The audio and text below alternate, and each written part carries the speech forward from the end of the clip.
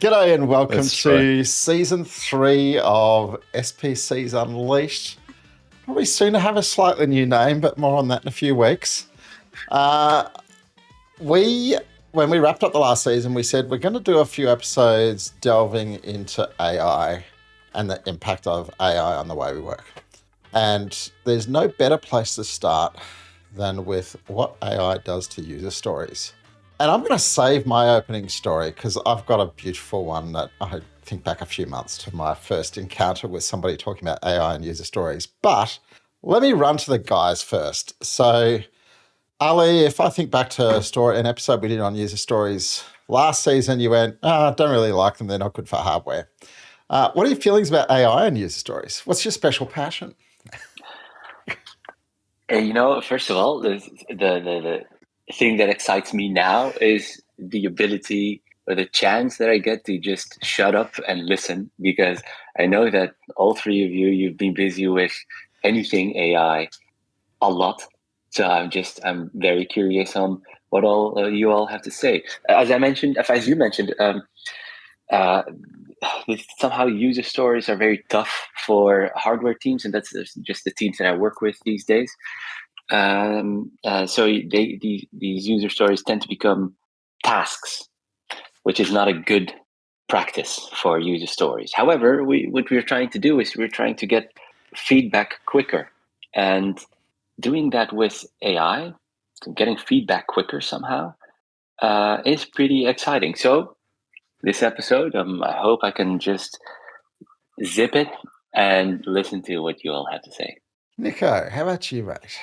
Oh, just after I heard that, I'm just thinking, is user stories and AI the right thing? But let's go my initial starting segment. For me, there are two parts of the passion. The one thing is user stories. So what I like in the user stories part is the thinking of, or the people thinking of, how can I help my customer achieve something? So if you take the template, the part of so I want to do something so that the user, the end user, my customer, whoever, my persona achieves something. So when I use user story, this so that part is the most important one. So this is my passion, really, with user stories, or whatever I do is thinking about what does the customer needs. And the other part is AI. So my passion with AI is having a sparring partner helping me. And now the whole episode sounds like I'm irrelevant because AI is doing my job. I'm not sure if this is the right way, but I have two passions: AI, a sparring partner, user stories, thinking about what the user, empathizing with the user, and empathy and AI and user stories. I'm also curious where this episode will land. Well, given the furor when ChatGPT 5 came out and people felt that it wasn't empathetic enough and they missed the personality and relationship they had with GPT-4, you might not be alone, Nick. I heard that. Stephan, what about you? Welcome to the party, Niko. Yeah, I'm an information systems engineer by trade, and I like systems because it's about building something using something, and what drives me, since I had some discussions with Mark beginning of this year talking about low code, no code stuff, and some systems. How do I become a good architect of these systems that really still should create value, right? So you just mentioned it, Mark. Where's the empathy?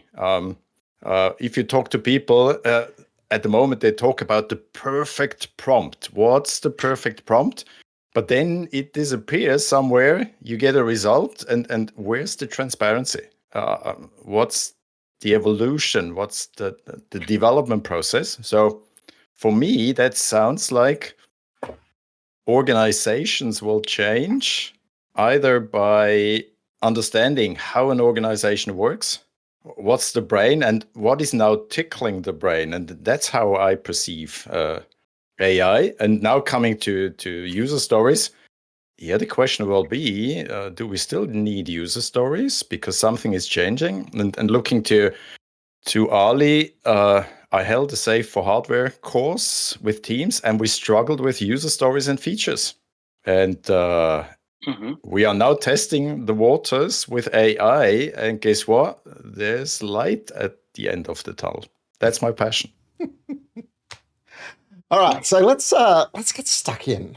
And I'm going to start the conversation today, and I almost think about like before I became a complete AI geek and after I became a complete AI geek. There's like this line that I crossed a few months ago, and Ali, you were busy moving house. The other two got to watch what happened, where I became just ridiculously addicted to it all. But back before that happened, right? I was having a coffee with a mate, and he's a coach I've known for 15 years, and we periodically catch up and talk about what our clients are doing. And he's part of coaching team, big Australian bank, and he's like, "Oh, mate, it's all about people using AI to write user stories, and it's amazing." And I looked at him, I'm like, "But like, doesn't that just defeat the whole idea of user stories?" I just couldn't get my head around it. But boy, I hear a lot of people go, "Hey, get AI to help you write user stories." So that's my first trigger question to you guys. And I'm going to start with Niko, because like, I figure it'll be a fun place to start. Imagine, you've just heard that and you're sitting there and you're going, "Oh my God, what is it?" What's your response? Yeah, that was really a trigger. It triggered me really a lot. So I thought, okay, what would be the quality of such a user story? So like, as a standard user, I would like a requirement so that I do something that, is written somewhere. So I will play the Thomas and say, only if I see the marks of the nail in his hand, I will believe. So I would like to see those user stories and see it's a good quality, is it not a good quality? What have they achieved? Because I'm really afraid that people just use it as a requirement source. So somebody gave me my things I have to do, like in the old days when people got requirements from some requirements engineer, solution designer, you name it, and then this is the piece of work you have to do. So for me, it sounds like a step backwards. So I'm not thinking anymore. I just get my work that I have to do the next hours or whatever. So I really, really, if somebody tell me I'm successful with AI writing user stories for me, I really want to see the user stories and I want to see how those people work, because I think it's a step backwards, many steps backwards. But what I can tell you that AI writes a really good "so that." Because I told you so. Yeah, that's true, Mark. But here comes the but. The scenario you described, I experienced that a few months ago, talking to one of my peers. How can we produce some good AI written stories for a course? And we did that, and we found out, yes, the "so that" is good. The persona is okay, but the stories didn't fit into the context. So I'm stepping back and say, how about design thinking? If I don't understand the problem space we're in, AI doesn't know about my problem space. And if I can't hand in that information, I probably get some really good stories, but not stories that fit into the context. So for me, the question is, I probably would listen to those peers. I wouldn't look at the stories first. I would look at their context, and does it really solve a problem? Do they now cover what we try to achieve? And then use AI at the fullest, get the support by writing those stories. And what we did, we changed the prompts. We gave more insights to the AI tool. And guess what? All of a sudden, we had stories with behavior-driven development, like given when then was in there. People could see the scenario from an epic through a feature down to functional stories, non-functional stories. And now, Ali, we're testing it with hardware, because in hardware, it's different. And maybe later we will come to that one. How do you get a vertical slice that is really testable, it's feasible? And that what got me hooked. So, dear peers, show up, show me your stories, and let's have a good discussion. I like that. But now, Stephan, you're answering the wrong question. The question was AI writes stories for them. Now you are co-working with AI. Yeah, that's for me the clue, and we hopefully we'll talk about that one. AI can't take over. Yes, they can, or it can, but how do we end up? And if you don't have a clue what to solve, how can you be a good engineer? How can you be a good developer? But I like good tools, right? I do have the Swiss tool in my room. I do have a Caterpillar tool in my room. Awesome stuff, but if you don't know how to use it, There's the thing is, I'm always scared that whenever you use these tools, or in this case, just some random any of the AIs, is that the result that comes out becomes too generic. It's sort of information that you already knew. So it might be nicely written, so you have nicely written stories, but yeah, you could have done that yourself as well. So the only gain that you have is that you don't have to write them out. Remember, I mean, let's be an agile nerd over here for a second. Remember, you had the 3 Cs. Whenever you're writing stories or writing out sort of a task or whatsoever, you would have the 3 Cs. The majority of the C's, so you had the card, conversation, and confirmation. So it needs to be short. It needs to be based on conversation, because that generates understanding. And then you're writing it out and you're validating it with somebody else. So what that trick did actually is it makes sure that whomever is writing the story, and that's probably also the person that is going to develop the story eventually, sort of deep dives into the realm and the sort of the mental model of whomever is going to use the functionality later. By delegating that to an AI, I wonder whether that same small little learning curve that an engineer would have, or that a team member would have, whether that would still exist. Because I think if you get ChatGPT, Gemini, Claude, or whatever you're using to just dish out stories that are based on a persona, and hopefully the persona is trained so well that it doesn't give you generic answers, does that sort of negate the learning curve of the engineer? And that's a little bit what I'm struggling with. I think that's I wonder what all of you think. That's sort of where I'm stuck. I'm going to throw in a quick poll question on the way through here, right? And this is the poll question for me. If you think about, and we've all taught at least dozens, some of us hundreds of courses where we taught people about user stories. And this is what a good user story is. This is why we use user stories. Invest in a good user story, blah, blah, blah, blah, blah, right? So in all of our heads right now, there's this clear picture. This is a nice user story. It's vertically sliced. It gets feedback. It does all the jobs it was meant to do, satisfies invest. If you think back across all of the teams you've coached in your entire team coaching Agile and all of their backlogs, what percentage of the stories in those backlogs would actually look like a really nice user story according to all the theory? You mean? Let me be blunt. Not many, like Ali said, a few percent. The rest was more or less tasks hidden as a story, trying to find the user, trying to find the purpose, trying to find the scenario. Most of the stories I've seen were not scenario based. What problem do you solve? You're telling me you're filling out the template.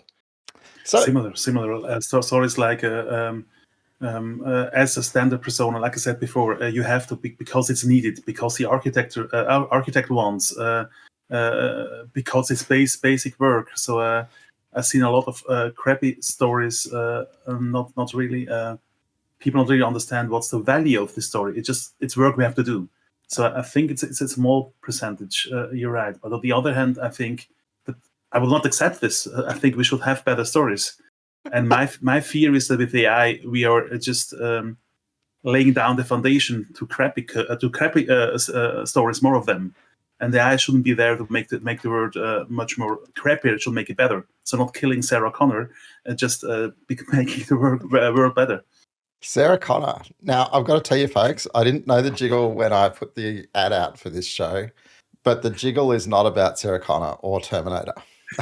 And you'll have to stay tuned to find out what it's about. The C1000.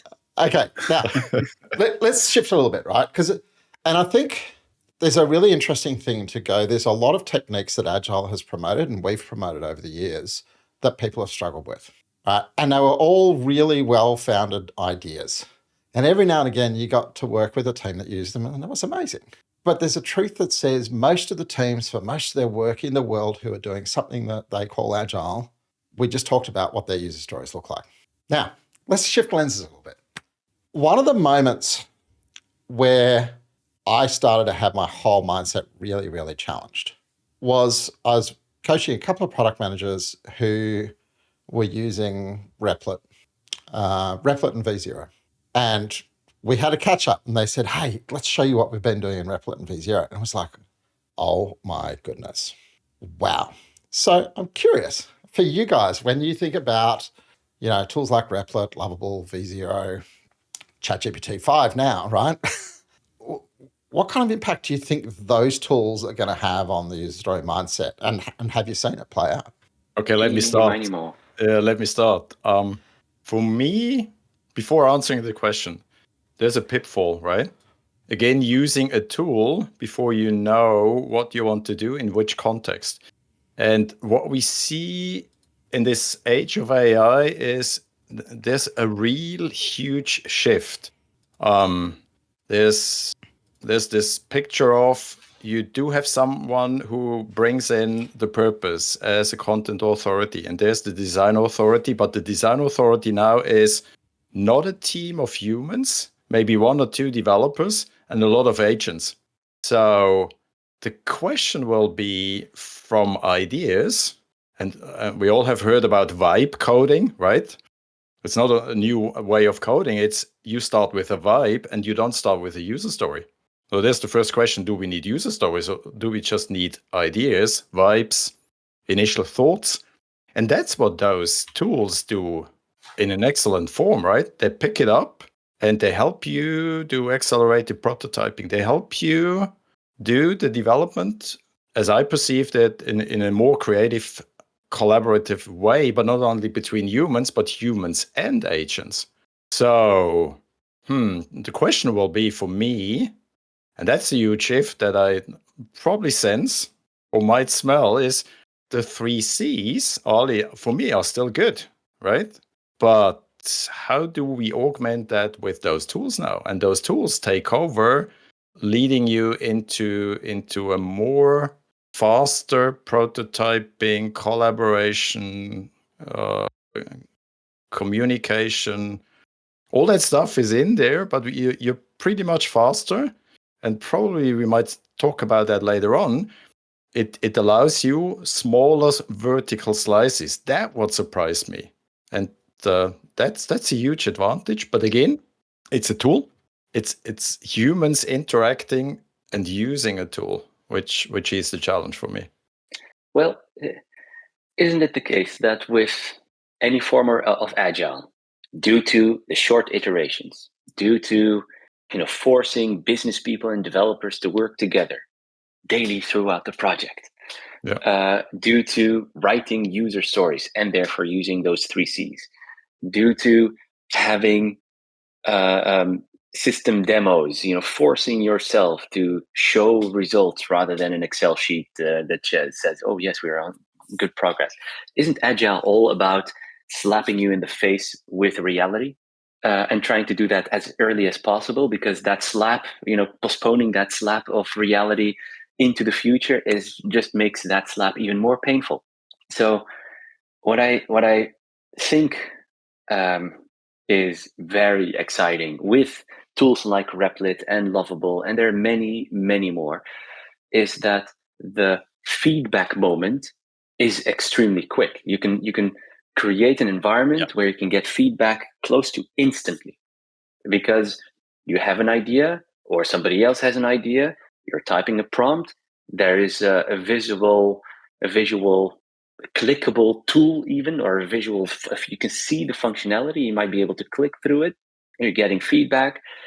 You're importing that feedback into Replit, and there's within seconds you have a new version of the screen. It's like extremely quick ways of getting feedback, so that confirmation and conversation part of the 3 Cs is there. The difficulty is you'll have to scope it somehow, because before you know it, you're rambling on cool ideas and whatsoever.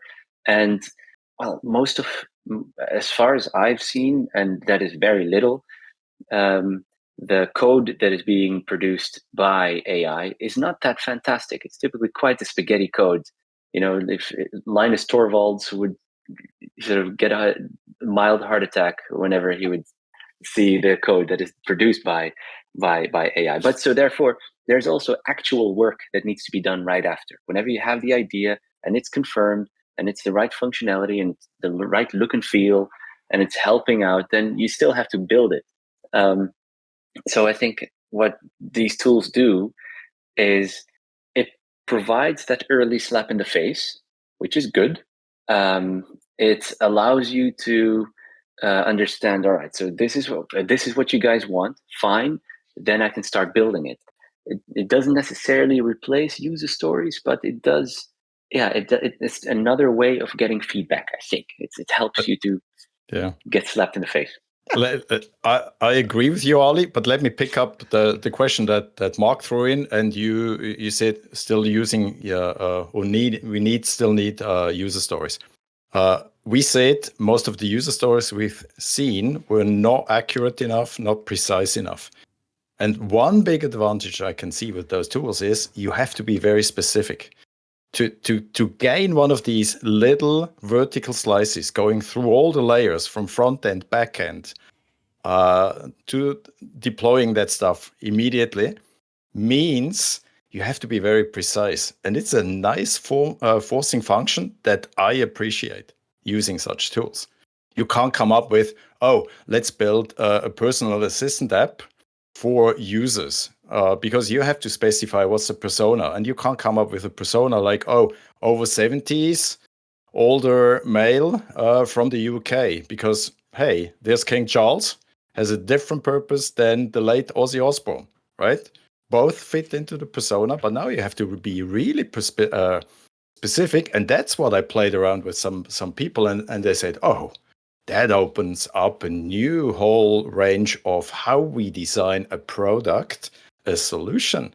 And that's the other advantage, being precise. And this is now tying you to the intent of the solution.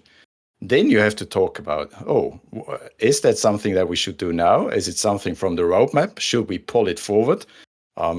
There's a new whole horizon that opens for me when it comes to product development, right? Didn't we have the same with back in the days, or still, with a whiteboard and a marker and just a few people in a room? But it's more concise now. I get the immediate feedback. Right. The prototyping becomes real good prototyping. And I'm looking forward, Ali, to see what happens in the hardware world, electronics world, mechatronics world, when we use such tools and such different thinking, because engineering is still traditional. It's a long product development process. It's a long series product development process, and we have to speed up, right? Yeah. So, Niko, it's been amazing watching the expression on your face move during this conversation back and forth. Go. You make me so feel like a laggard in tools. So when I read the trigger, I thought, it's all Greek to me. I have to Google what these tools are doing because I don't use it personally, or them personally. And what I realized while reading examples and people chatting about it, etc., I thought, this is going to the right direction, because my fear is that we go a little bit away from a long-term thinking. So what I need for a good product is the vision, the whole big thing. And I really was afraid if we are able to slice everything smaller and smaller, that we forget to think about the big thing. So it's a great thing to slice it smaller, to have smaller radical slides, a great achievement.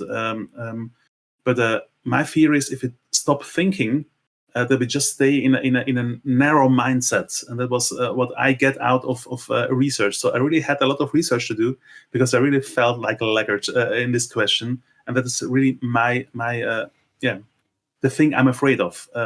Do we lose some quality? Is it just today we do green, tomorrow we do red, and then we do green again, then we do red again? So do we really have a path we are going to, or we're just slicing and eating and slicing and eating and slicing and eating, and we're not realizing what we are doing? That's what I'm afraid of. And I really sound like a grandfather now. I'm sorry for that. Be careful. I'm curious about that one, Niko, just to challenge for a second, right? Because if I think about the big picture and the vision, that's not the user story. Yes. The user story is the slice you eat. Exactly. But if everything is done without natural intelligence or intelligence at all, I'm afraid that we're just eating without looking what we are eating. So we're just getting slices by mom or by dad. There's a slice, eat it. There's a slice, eat. And we're not thinking what we are eating. And at the end, we are having more than a mild heart attack and don't know why. So again, I see it as an advantage, Niko, that development has to think what's the overall intention. And by the way, let's be honest, I haven't seen many good product roadmaps or solution roadmaps or portfolio roadmaps. It's almost inexistent, being very blunt about that one, right? And this is now, for me, a springboard as well to trigger that. What's a midterm, long-term view? If you don't have it, still you have to develop certain stuff based on general knowledge. But it could end up also using AI for such work to paint that picture. So I'm going to throw, and I guess having seen it play out versus thought about what might happen if it plays out, right? Here's a few thoughts for you. The first one is that if you actually look at what a spec looks like at the end of a replit section, it looks like probably the most beautifully crafted feature you've ever seen in your life, right? Because as we know, AIs thrive on context, right? You want to get the right outcome from them, you build their context. And that's the phenomenal thing. When I sat and I read it, it's like, well, these were people I'd worked on writing better features. And I looked and I went, oh, this is the kind of feature I was trying to get them to write, except it's a replit prompt. Yeah. And so there's a great deal of, if you want a better app, you give a better context. And so that job of dealing with context translates beautifully. What I also saw was that ability to get the fast feedback was they could go, oh, I'm about to go and chat to a customer. Let me just do 2 prototypes so I can A/B test an idea with them, right? And they'd have their kind of standard. They'd run a replit prototype, which is pretty much a full application. And then they go, okay, give me 2 extensions to one that has this feature and one that has that feature. And then I'll go in and, that was literally an hour's job for them so they could go in and have a really good user testing session. So that ability to actually use it to generate feedback incredibly quickly and iterate in discovery is phenomenal. So there's a plus. Here's a minus, right? If you've got your product managers or product owners running off doing this and there's no engineer involved, right? Because it's a really logical thing. You look at it and you go, as a product owner, product manager, I vibe code my app that nobody would ever put in production because it's full of security holes and all the rest of it. But I've got this thing that I've tested that users love and that expresses all the behavior that I want, right? Did any engineer at any point get to go, hey, when we try and do that in production, it's not going to work? And so how do you make sure that that's exactly what happens? How do you make sure that when you're going through this vibe coding that you don't go, oh, replit's something that product owners use and actually go, oh, it might be an interesting thing for a product owner and an engineer to use together. And that's probably where I'd come back towards the 3 Cs conversation, because this for me is the one right now today is if you're not thinking about an agent being a part of every conversation you have, something's wrong with you. So what artifacts do you use? How do you collaborate? How do you collaborate in a way that lets an AI be part of the collaboration? And, a lot of what we talked about user stories was about clear communication and enabling interaction and feedback. We're wanting the same thing now, but actually we want it between maybe 2 humans and an AI. And so, what is the right form to express something? Well, a replit spec is a replit spec, and not everything has a UI and not everything should be built in replit. But this notion of actually collaborating with humans and AIs around shaping prototype as specification, that's a really interesting one to me. Yeah, indeed. And now we are on a different level, in my opinion, because now we're talking about new skills you need. Because the beginning of the episode, or when I read your triggers, was we are a normal team, and now we're using AI writing for us user stories. I've no clue of nothing, and just I asked ChatGPT, please write a story without context. And now we see context is important. Okay, we knew this already before, but now we see as listeners, it's important, the context. And we see also we need a different set of skills because otherwise we'll get crap. I think this was your answer in short, Mark. Might have been a little bit of that. Right? But let me jump on that, and I'm gonna take us forward to another question, right? And it's actually a little bit related, right? And getting slapped in the face with feedback. So if you think about vertical slicing, right, and you've no doubt had many conversations with engineers over the years who go, vertically slicing is a very inefficient way to develop, horrendously inefficient way to develop. Absolutely. And we would all go, well, yes, it is, but actually you can make it less inefficient as you evolve the way you approach engineering and do CI/CD and all those other things that make it work. But on the flip side, you're engineering in a slightly less efficient way in order to gain feedback in a far more efficient way. And the feedback upswing more than compensates for the efficiency downswing. But here's my question. If I've gone through multiple rounds of being slapped in the face by feedback while I've vibe coded my prototype before I start my serious build, how does the equation change? Feels like it's Niko's turn to go first. Yeah, I'd love to. So I would so love to see this in real life, constantly slapping. So I think slicing is so important. And I've seen so many projects, mandates, whatever, however you name it, where people were afraid of slicing it more because it was too difficult to write the code, or they thought it needs too much time to write and it's too much time to specify it. They really like the bigger blocks because they feel the overhead is too big. And having something like this, I think it's really important. And I remember an exercise years ago, I think meanwhile decades ago, I invited Alistair Coburn to Switzerland for a training at Heart of Agile. And one of his exercises was the elephant carpaccio. So slicing an elephant really thin. And we really tried our best to make it as thin as possible. And we realized it goes thinner and thinner and thinner with his examples. So having AI helping us in thinking thinner, and also another AI helping us writing faster code or being faster with infrastructure tasks, it really brings us to something I think it's important. Slicing, vertical slicing, it's really, really important. So I hope this is a great, I think this is a great area where we see constant feedback because we slice now, because it's not expensive to slice thin. That's something I'm really looking forward to see more. What about you, Stephan? Yeah, I think the shift we experience now is solving some of the problems you mentioned, Mark, like this development inefficiency, right? Means front end, back end, all that stuff. We tried to have this trade-off, and therefore we probably didn't see those good vertical slices.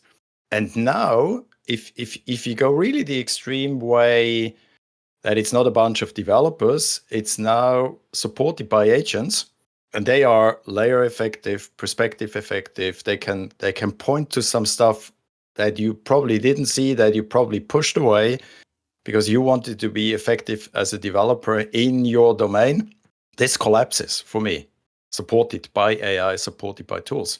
And you mentioned it, Mark, the feedback efficiency is immediate, right? You kind of are forced to do some aggressive slicing. As you mentioned, Niko, get it down to the nitty-gritty detail. And that probably becomes, for me, a default, and it's not a trade-off anymore.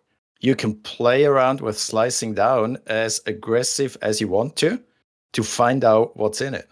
And I think this shift of how we developed 30 years ago is gone. It changes, and it opens some doors for me. I wish I would have had those tools and those perspectives like 30 years ago.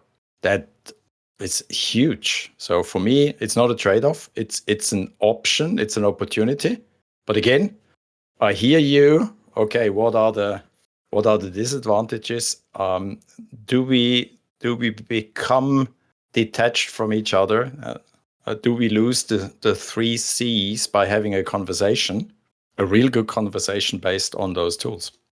So this was I think in May or so this year, May 2025, where there was an interview with Satya Nadella from Microsoft, and he was asked, what is the percentage of code within Microsoft, so every section of the company, that is written with AI? And this was, I don't know, it was May, I think it was. And he And he was like, yeah, it was about 20 to 30% of our code is written completely by AI. And for some languages, it was, let's say the percentage was higher, because with Python let's say the quality of Python code that comes out of the AI tools that they use is better than, for instance, C++ or maybe even older languages. But apparently, what is really sort of causing havoc within the development departments of Microsoft is anything related to quality testing, because they've figured out that with the help of AI, the code is tested differently. It's tested based on test cases that people did not think about, come up with all kind of very interesting ways of looking at the same code. So from so to bring it back to the question that is being asked over here, vertical slicing has been a trick to reduce risks. And it's a very inefficient trick to reduce risks, but it is, in hindsight, very efficient in the sense of we don't have to do massive reworks later down the line. That is very expensive and painful and demotivating. So in that sense, works very well. And because of vertical slicing, or what we call the slap in the face as early as possible, we might be able to use AI to ask questions or to test whatever we've made already earlier in ways that we didn't even think about. So what I like a lot of, I'm not a ChatGPT user. I like Gemini. I don't know why, but I don't know. But what I like about Gemini is I'm asking it questions. I'm asking it to create questions so that I can gain an understanding. So sort of, what questions do you have for me to, and so forth and so forth. I think the same can be done with in a way, AI-enabled feedback. Is, what questions do we need to ask ourselves to identify whether a certain functionality is compliant, works well, is exactly what the customers need, is scalable in a certain way so that it fits our product roadmap, and et cetera, et cetera. And what comes out of it is, I think, the right questions that you'll have to answer. And if you have answered that, you have fantastic feedback to understand whether you're on the right track or not. Very interesting. Let's turn the dial a little bit. We're going to do one more question, then we're going to head off to Jiggleland. Right. Yes. So one more question. We're going to talk about tiny teams. So what is a tiny team, you ask? Well, generally a tiny team is one or two people surrounded by 6 or 8 agents. And this is starting to become, if you look at the companies that are really sitting on the right edge of AI, this is starting to become a really popular pattern. Is we've got a couple of humans steering. But wait a second, Mark. A Scrum team has approximately 10 people, right? Well, this is the interesting point, right? So if your team now becomes 2 people plus 7 or 8 agents, and certainly there's probably not a lot of enterprises working like that, but boy, I tell you what, there's an awful lot of startups working like that at the moment, and multi-billion-dollar valuation startups. If that's your world, right, and so the whole Scrum recipe's gone, the point of a Scrum Master and product owner is probably an interesting question if your team only has humans in it. But imagine now I've got 2 humans or some mix of humans and agents working together. Maybe it's not quite that aggressively tiny. What happens to user stories in that world? For me, that changes drastically, because it's the user story is not the focal point for me.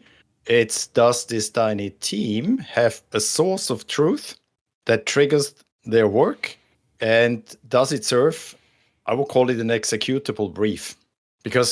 And that's probably the transition we have from a user story. It becomes more like this executable brief that sums up what we do. And for me, and I heard that quite often now in the past few weeks, the prompt is like the H1 tag for this swarm that is now going around this task or this executable brief. And that's the second shift of how we organize. Like, now we have a swarm of humans and agents. That means for the humans who do the engineering, they don't engineer, they become more directors or conductors of the work that should be done, because agents do it much better, faster, wider base. So it's about orchestrating the vertical slice. And we talked about the vertical slice quite often. And that's, for me, the new challenge as a developer. Preparing this session, I sat down and thought about the way of work I did 20, 30 years ago. How would I do it now? Am I still a developer? I'm more like an engineer and conductor. And then, Ali, you mentioned it, the confirmation part of this 3 Cs is the test suite, right? And then you come up with 100% coverage based on a huge body of knowledge. So for me, it's really the user story is changing. I wouldn't call it user story anymore. And you probably see my eyes glowing a little bit with leadership background. This is exactly what leadership means for me. Now, development takes over a huge part of leadership, making sure we orchestrate, we direct, we orchestrate, we amalgamate this swarm towards the intended output, which then serves as the springboard for our outcome. I don't want to have a feature or story factory anymore. It's, yes, we're producing output, but hey, again, this swarm of tiny team should make sure we have the right outcome at the end. And that's hopefully in it as well. To make it from my side short, so I never had experience with agents. But if they have the license to code, how does it change the user stories? So are they more prompt-like, or how does it change the conversational? So I would love if the user stories stay some kind of conversational. The ones we have the conversation. If they become more prompts, which I don't think so, because we were talking about agents. So I'm not sure what to do with that question, because I think it's important to have conversations. I lost myself now. What's your conversation with an agent? Exactly. You have to be very precise, otherwise exactly the agent doesn't do what to do. Exactly. So before let's say the way start over again.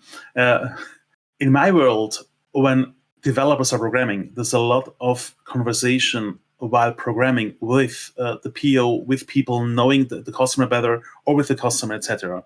Now, if agents replace my teammates, they need a different guidance, because I think they are not able to let's go ask the user what they think. They need more concrete, not orders, but you have a concrete mission than before. Before was do something fuzzy and talk with people and talk with do the conversation part.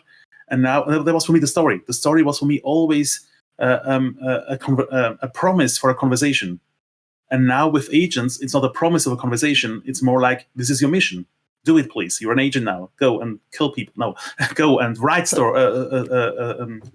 code. So I think we are working completely differently. Sorry, Mark. Yeah. Let me just try maybe a slightly different stance on that, right? Which is, the stories were also meant to be a reminder of a conversation, right? It's a reminder of a conversation we've had and a promise of a conversation in the future. I do think, though, that one of the things that flips around here is if you take away, using Super Whisper and talking to your GPT and you just go, I'm typing, right? Innately, I think the other thing there was our bent in Agile was to go, documents are evil because then people think that they can communicate by writing instead of by talking. But there's a truth that says if you're going to have an agent in the loop, it's going to have to be written. So you're automatically going to need more things written. It doesn't mean it can't be based on a conversation, but maybe it's a record of a conversation rather than a promise for a conversation. And you can get some very interesting things when your brain moves like that. I'm just wondering, Mark, what are we winning with agents and with this kind of user stories? Because the craftsmanship of having a conversation, finding out the needs and programming something is still with a human. So before, this was for me the story writing part, and then having the story and the conversation to understand what to program. Now all this thing is moving somewhere up, but still with the people. So what are we winning? So it's still the same skills we need, but somewhere else. So and the user stories are. Do you need similar skills? Well, the more that I work with this, the more that I know you need great communication skills, right? Yep. I'm just questioning. And developers are great in communication. I'm just questioning whether the user story, as we've preached for 25 years, is still the right tool to create those conversations, right? It's not. And so just as I was listening to you guys, I'm like, okay, let me share with you something, right? And I took some notes on it because I think there's an interesting slide and blog post about it. But I was listening to a podcast a few days ago by one of my favorite podcasters, well, YouTubers, and he was dissecting the GPT-5 system prompt. And it was, during the first 2 or 3 days when all the hype was, oh my goodness, ChatGPT-5 is horrible. It's not the promised land that we were expecting, blah, blah, blah. And this guy's always very down to earth. And he sits and he goes, okay, this is what I can figure out from the prompt. And the first thing he said was, it's very obvious that ChatGPT-5 is wired to deliver. It wants to race to act and deliver for you. And you've got to be deliberate. Your prompting strategy to slow it down and think before it acts. Right? And on goes a really interesting following conversation. But then he goes, here's my recipe for the elements that every good prompt to ChatGPT-5 should have. Right? And it should have these sections. Your desired outcome in as much detail as possible. The shape in which you'd like it to be delivered to you, aka maybe the format, the length, the audience. The assumptions that should be taken into account. The constraints to be aware of. The tools that are available and not available. And the success criteria. Does that sound like a familiar conversation to any of you guys? Yes. I think if you'd add the invest criteria next to it, you'd be able to find parallels. So that's cool. Ali, anything to add on this one? Yeah, user stories in tiny teams that have many agents. I've listened to your stories, and I'm getting to think about. I think user stories, therefore, or any form of written documentation that defines specifications or desires, would then be used only to synchronize amongst multiple human and AI agents. So human and AI developers. It's more as a synchronization tool. And I wonder if you have these tiny teams with one engineer, that engineer must be pretty darn senior, I guess, because it would be like one senior engineer and many junior developers. And that becomes a very interesting plot for another podcast. Yes. Yeah, exactly. So let's talk about pair work and mob work, right? Exactly. So I think it was already said by Stephan. I think user stories would become like a synchronization tool amongst all of the involved actors. Which was, of course, one of the purposes, right? An expression of shared focus. Yeah, that's exactly right. Let's go jiggling. It feels like we're time to jiggle. So you're going fishing for user stories in an AI world. How was the water and what did you catch? And Niko, your torture, you get to go first on it. Yeah, so for me, it was like going out to the water and it's not the same, but it looks familiar. It's water. So yeah, what else could it be? But then I was on the water and I realized, oh gosh, I have the same tools as before. So I have the same boat, the same net. Maybe I should have talked to my peers and take better tools with me because I'm going now to new, unknown, familiar water with my same old tools. Was not the best idea. And when I planned the whole trip, I expected to find something golden shiny, some golden nugget, something that flashes me. And at the end, I got something like a duck. It walks like a duck. It quacks like a duck. It looks like a duck, but it's not duck. Now analyze my dream. How about you, Ali? So you're going fishing for user stories in an AI world. How was the water and what did you catch? Well, what I said is the water is cold and unclear. You cannot see how deep the water is, and most people find it too cold to jump in. But then again, you're fishing, so you're in some kind of a floating device. You're safe. You're in a boat. I would say just try to fish and be surprised what you'll catch. I figure I'll inject first. the thing that came into my head instantly was flathead. And do you guys have flathead in Europe? I have no idea. It's a type Okay. of fish. So it's a type of fish. It lives on the bottom. They're generally really good eating, but small. So you need a lot of flathead to get a feed. They're also really boring. If you're into fishing and you want something that's actually going to be fun to catch, flathead's not what you want, right? Now, the place where I truly came to understand that was when I started going on snapper charters with mates. And if you're a fisherman or you've ever been fishing and you've been on a boat that's catching snapper, life gets very, very exciting. But quite often there are flathead in the water competing with the snapper for your bait. And like you've just going to be on because the snapper are going off and they're going to go off and life's going to be crazy and then it's going to be over. But there's a chance that a flathead's going to take your bait and you're going to waste time pulling the flathead in, getting it off the hook and throwing it back so that you can get back out for more snapper. Except I've got this issue that my wife prefers eating flathead over snapper, so I have to save them. What's this got to do with AI and user stories? Well, I actually don't believe in user stories anymore. I'm never going to recommend them again. But there's a lot of teams for whom they're not down this journey and they're still relevant. So they're like the flathead for me. Those boring, at the bottom fish that apparently still tastes very nice. Stephan. Yeah, similar perspective. I started with the water. You have the buzzing surface.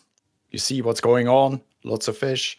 Then you have the mid-water currents where you normally, as a fisherman, that's where the bait probably produces the best results. And there's still the deep water, right? And we all know deep water could lead to hallucination. And that's where those slippery creatures are. So what I probably catch is not only fish. I probably will have the master prompt trout that I catch, right? Having the right master prompt. Or maybe the decomposed sardine swarm, right? Lots of user stories, but hey, which one is the right one?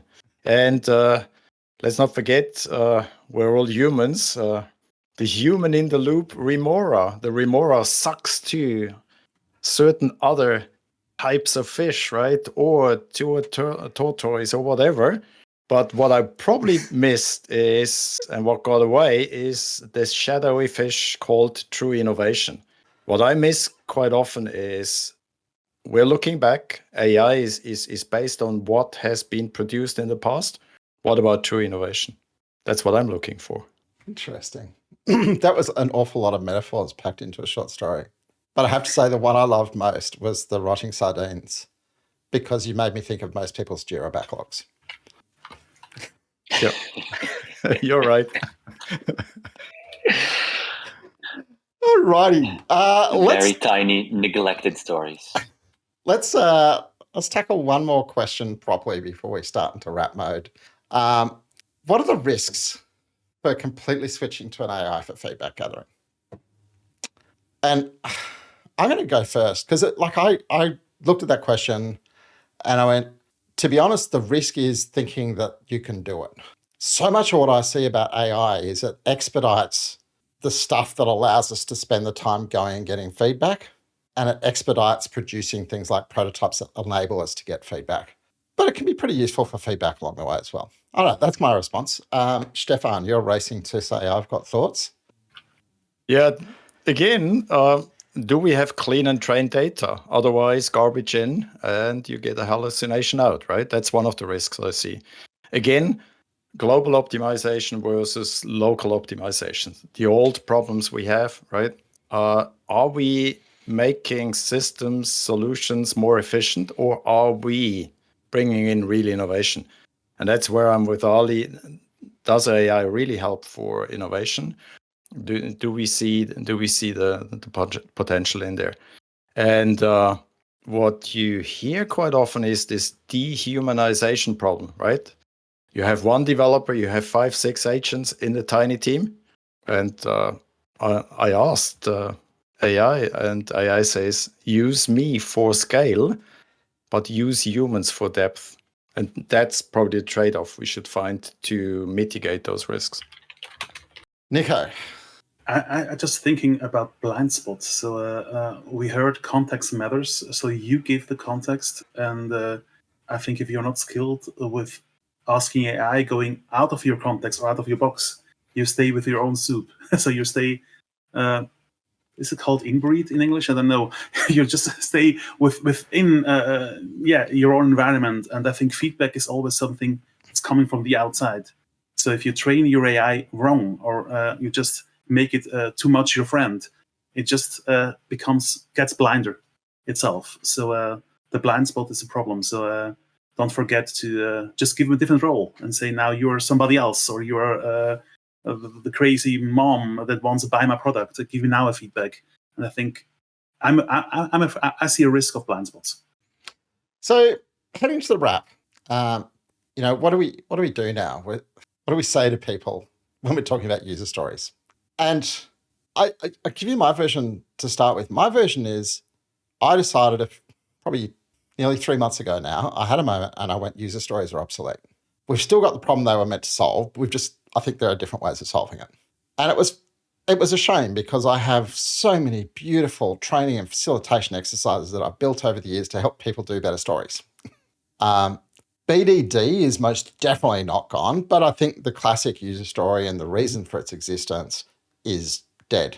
But at the same time, I've got a daughter who's an engineer who reached out to me a week or two ago and went, "Hey, Dad, they've asked me to write the user stories for this thing. Can you give me some help?" And it was really fun working with her, because in her context, some of the classic things we'd look for in user stories were actually really, really useful. Mm-hmm. And so I think for me, there's a question to go, if you're still in a context that's way behind on AI, like most of the world, you're still going to be using user stories for quite a while yet. But if your stories are not really particularly great stories according to Invest, you probably haven't got time to learn how to write great stories before they become obsolete. That's my take. How about you guys? Ali. A question to you, Mark. Mm-hmm. So if you don't believe in user stories, do you still believe in a backlog? Absolutely. Yeah. Okay. Because I think the reason why I'm asking... No, go ahead. I've moved more towards, if you think about feature-driven development, right? Like, I could show you my backlog for my work. It's probably the nicest backlog I've ever had. It's got no user stories in it. Okay, yeah, so there is the picking order of work. That still works. The way we capture intent might be obsolete. So the way we're capturing what we're trying to develop, what kind of problem we're trying to solve, there is better alternatives now. The thing is, in hardware projects, stories were always very difficult because of the long lead times of a lot of the tasks that need to be done, and therefore creating a vertical slice is sometimes possible, but not always. And then it generates a lot of additional administration. So I'm tending to, having something like a user story format for something that is bigger than work for 2 weeks. I still understand that. I can understand to have something like that for epics or so, as more to have humans to be able to understand a big initiative without having to read a huge document, or without having to click through a big system. But for something that is so volatile and picked up and thrown out so quickly as a user story, I think it's just generates more admin than is required these days. Maybe the template will go away, but I think the work behind of it, the goal-centric, being goal-centric, or taking care about the intent and having conversations, this work will stay. If it stays in the template of a story or somewhere else, that's a question we have to find out. I'll second that, Niko, fully. For me, the user story is transitioning into something that is the foundation for a good briefing, with intent, and the debriefing. You give them intent, they give you back intent, right? So no matter what the constitution is of a tiny team or a big team.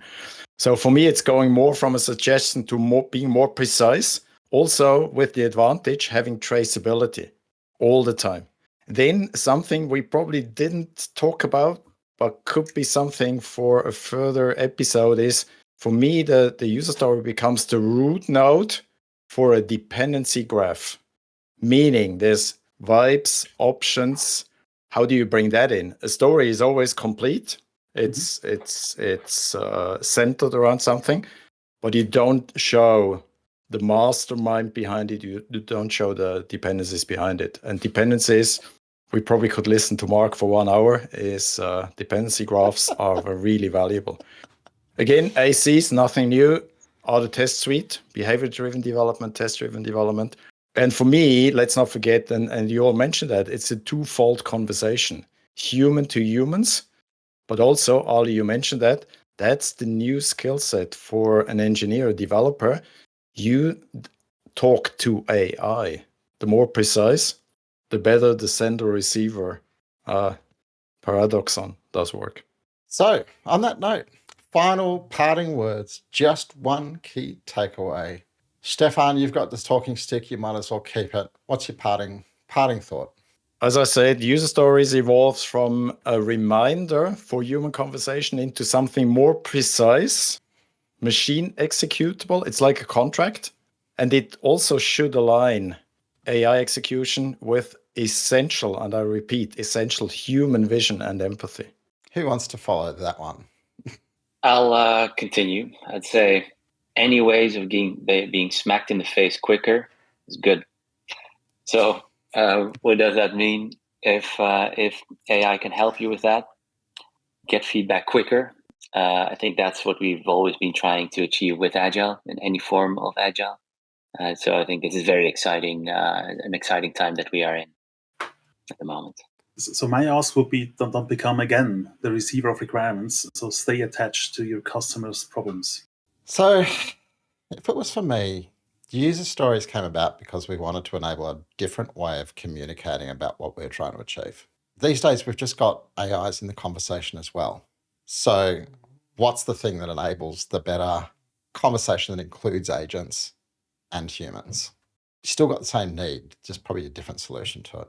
Now, ordinarily we'd say this is what we're talking about next week, but we've had such a long summer holiday that actually right after we go off air, we're going to talk for a few minutes and say, what are we going to talk about next week?